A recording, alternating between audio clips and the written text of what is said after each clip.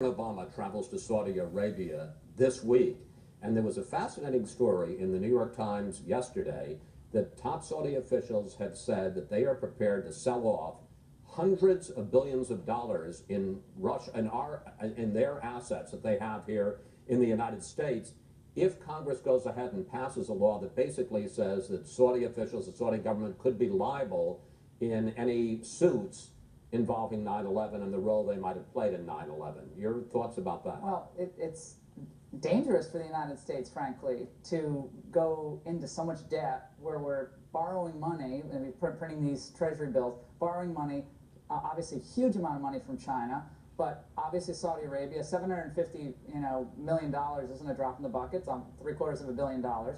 Now, whether Saudi Arabia will do this or not, we don't really know. It would actually hurt them to do it.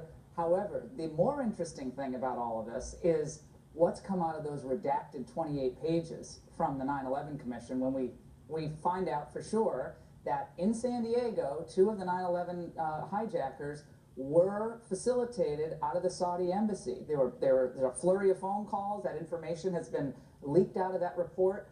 I think the American people need to know those 28 pages should be released. Let me just briefly explain. Actually, it wasn't the 9/11 Commission. It was a congressional probe. In 2002, there was a congressional probe about 9/11 the year before, and 28 pages of that are still classified all these years later, and that reportedly may link some Saudi officials, individual officials, to support for the 9/11 hijackers. What makes this especially interesting is the 9/11 Commission, separate group from the congressional probe, said this.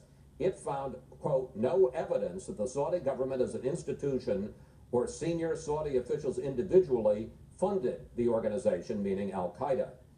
I got to say, Julie, that looks like it was written by a lawyer and couldn't be more narrowly worded. Absolutely. And when you look at the complex relationship that we have with Saudi Arabia right now, President Obama is going to be there this coming week, his 4th visit as president. This has been a question that has hung over this relationship for a long time, where you will have officials that will say things like, well, we know there was money or guidance emanating out of the kingdom, but they always stop short of saying that it was actually orchestrated by the government or senior people within the government. And when you know that there are 28 pages hanging out there that will clarify, presumably, what the ties were, I think that it could put the administration in a difficult spot if they're taking action to try to hold off on releasing that. So Laura, I mean, just to go back to you, I mean, on the one hand, you've got members of Congress who want to pass this law that would make the Saudi government liable in court, and what we're particularly talking about here are families of the 9/11 victims who want to sue the Saudi government, which obviously has deep pockets, and then you've also got this kind of ticking time bomb, these 28 pages that a separate investigation conducted that may have evidence about what the Saudis did, and that up to this point the administration has refused to declassify. Everyone should read Paul Sperry's piece in today's New York Post from the Hoover Institution. He goes through all of this meticulously, and Prince Bandar, a good friend of the Bushes, obviously on September 13th, shared cigars on the Truman balcony after 9/11. Prince Bandar, from some of the $130,000 from then Saudi ambassador Prince Bandar's family's checking account to yet another of the hijackers' Saudi handlers in San Diego. This stuff that's already come out of those 28 pages. We have to know what was in this, and if there's facilitation, which it certainly looks like, from some of these Saudi officials to the handlers who are helping the hijackers in San Diego. San Diego is where it looks like it happened. This is devastating.